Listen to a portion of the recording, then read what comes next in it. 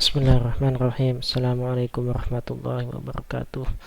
Selamat datang kembali ke channel YouTube dari Tutorial Odoo Indonesia. Di sini kita akan kembali melanjutkan pembelajaran kita atas materi fungsional Odoo versi 16 Community Edition. Ya, kita masih di dalam bab sales. Sebelumnya kita sudah menyelesaikan exercise 11, kita akan masuk ke exercise 12 kali ini. Nah, di sini kita akan mengaktifkan kembali beberapa fitur yang bisa kita pakai. Di sini kita akan mencoba 3 ya. Yang pertama itu adalah log confirm sales. Nah, kita masuk langsung ke sales, lalu pilih configuration lagi, kita pilih menu item settings. Nah, jadi di sini kan sebelumnya kita menggunakan search ya.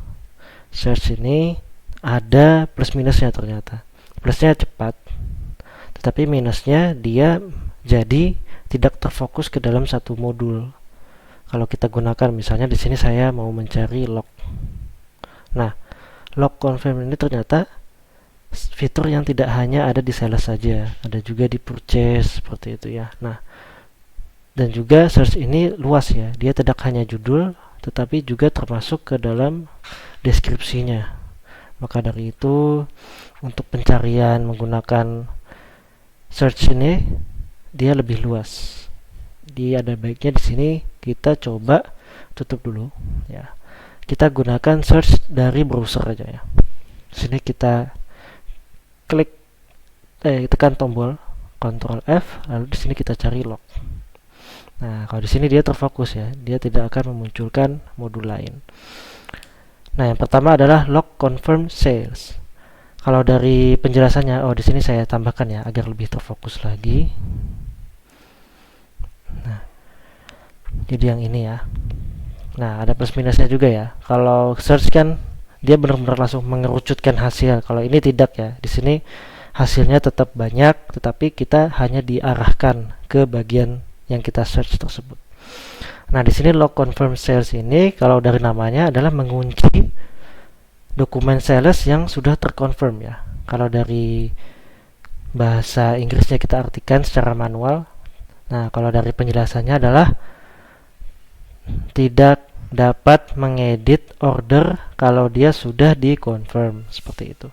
Di sini langsung saya klik saja ya. Langsung saya save. Oke, di sini kita tunggu sebentar. Nah, kita masuk kembali ke orders quotation ya. Di sini coba saya membuat quotation baru, contoh ya. Sini customernya saya pilih Avi Cargo. Lalu produknya adalah proyek kitchen set ya. Ya, kita biarkan yang lainnya. Langsung di sini saya save dan saya confirm. Nah, sebelum saya confirm kita cek dulu ya. Di sini price list masih bisa kita ubah, expiration masih bisa kita ubah, customers masih bisa kita ubah, invoice address, delivery address, payment terms, dan juga produknya ya. Order lainnya juga masih kita bisa tambahkan seperti itu. Nah, coba kalau kita discard change saja, langsung kita confirm. Nah, di sini kita lihat statusnya atau state-nya ini dari dokumen masuk ke dalam state yang namanya locked ya, atau terkunci. Bukan lagi sales order seperti sebelumnya. Nah, coba saya cek ya.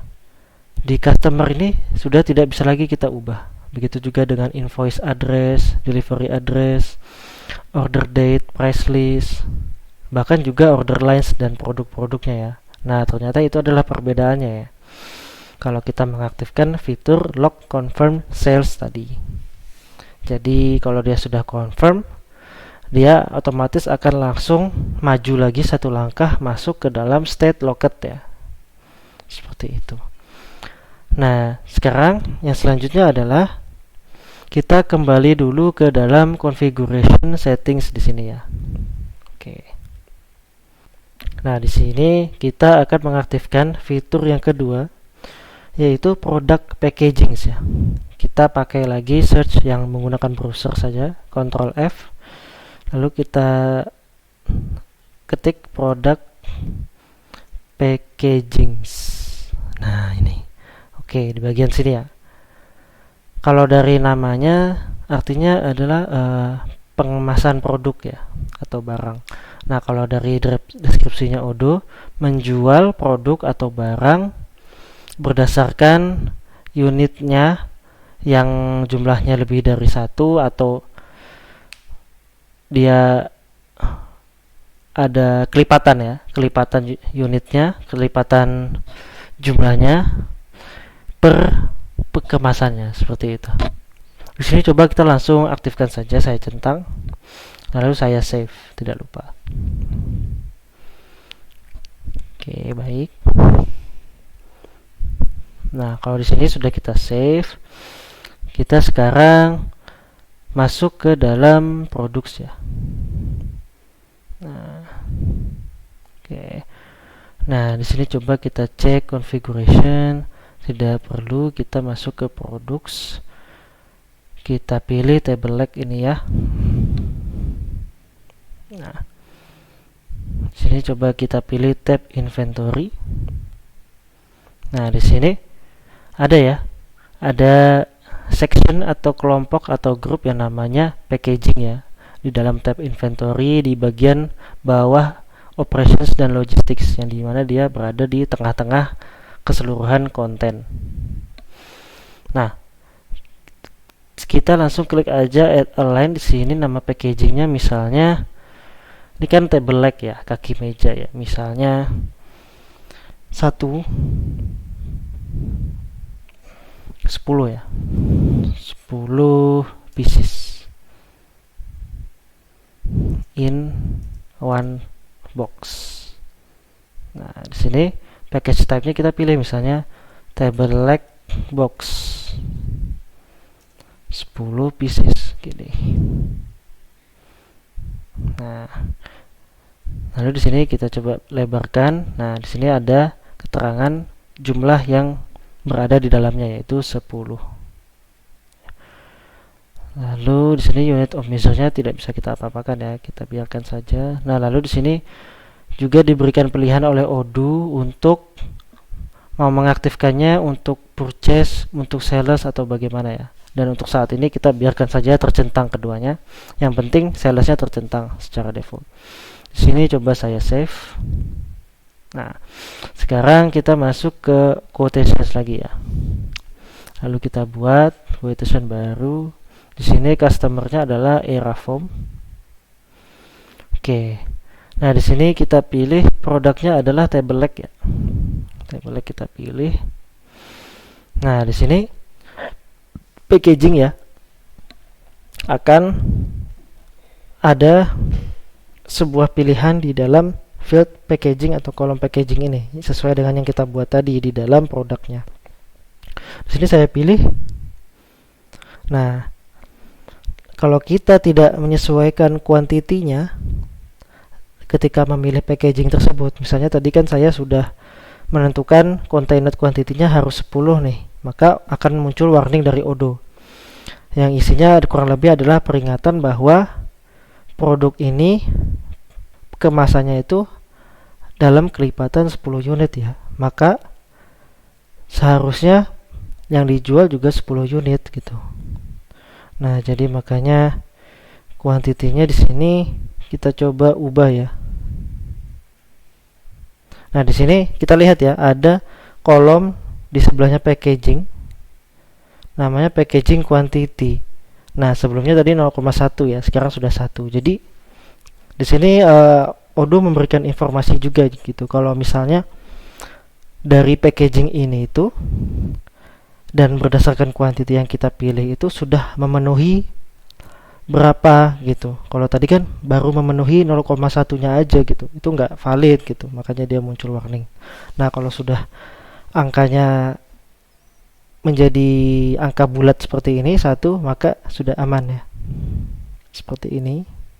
Dan kita pilih unit price-nya mungkin 10.000 saja ya. Lalu di sini teksnya kita hilangkan ya, seperti ini. Langsung saya save ya. Oke. Nah, jadi ini adalah salah satu efek dari penggunaan fitur product packaging ya. Oke. Nah, lalu selanjutnya adalah kita akan masuk ke fitur yang ketiga, yaitu sale warning. Bagaimana caranya? Kita kembali masuk ke configuration settings, lalu kita Ctrl F ya di sini, sale warning. Nah, oke, ini dia. Kalau dari arti manualnya adalah peringatan pada saat sale ya, pada saat di dokumen penjualan. Nah, lalu deskripsinya, penjelasannya adalah mendapatkan peringatan di dalam pemesanan untuk barang atau customer. Nah, jadi di sini kita tuh akan dapat dua pilihan. Saya tutup ya.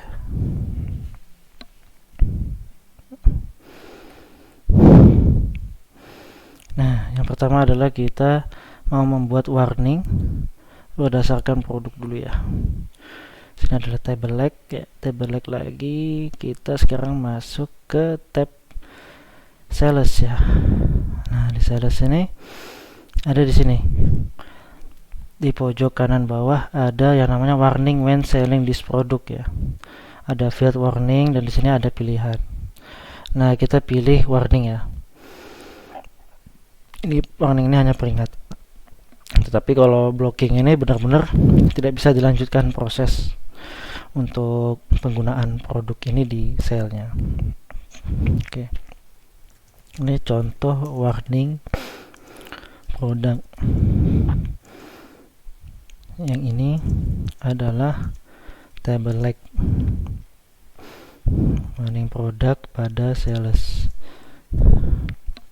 Oke, seperti itu. Coba saya save. Nah, coba kita buat ya satu quotations. Di sini customernya pendekar bodoh. Sekarang produknya kita pilih adalah table leg. Nah, akan muncul ya sebuah pop-up warning yang tulisannya itu adalah persis dengan apa yang sudah kita definisikan tadi. Seperti itu. Nah, ini kita save ini kita buang saja, tidak perlu di save.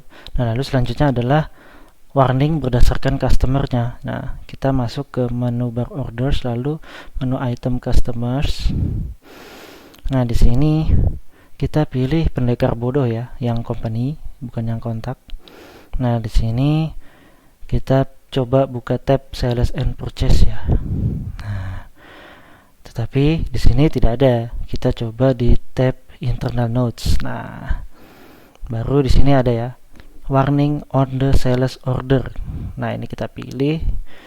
Sekarang yang defaultnya no message, kita pilih warning lagi. Nah, lalu di sini kita pilih ini warning pada sales order untuk customer. Yang ini adalah PT Pendekar Bodoh.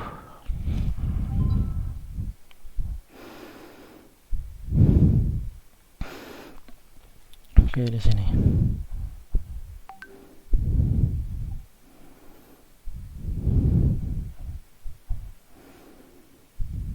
Oke. Nah, kalau sudah seperti ini, sudah ya. Kita coba kembali, lalu kita cek lagi masuk ke PT Pendekar Bodoh dan sudah tersimpan. Kita kembali ke orders quotations, lalu kita klik plus new lagi. Nah, sekarang kita pilih customersnya adalah si PT Pendekar Bodoh. Apa yang terjadi? Nah, akan muncul lagi ya warning sesuai dengan yang kita definisikan tadi. Ya, seperti ini. Oke, ini tidak usah kita save, kita biarkan saja ya. Dan alhamdulillah ya, kita sudah menyelesaikan exercise kali ini dengan mengaktifkan 3 fitur yang bisa kita gunakan ya. Semoga bermanfaat. Mohon maaf atas salah-salah kata. Terima kasih sudah menyimak dengan baik. Alhamdulillahirabbil alamin. Insyaallah akan kita lanjutkan di pertemuan selanjutnya. Wassalamualaikum warahmatullahi wabarakatuh.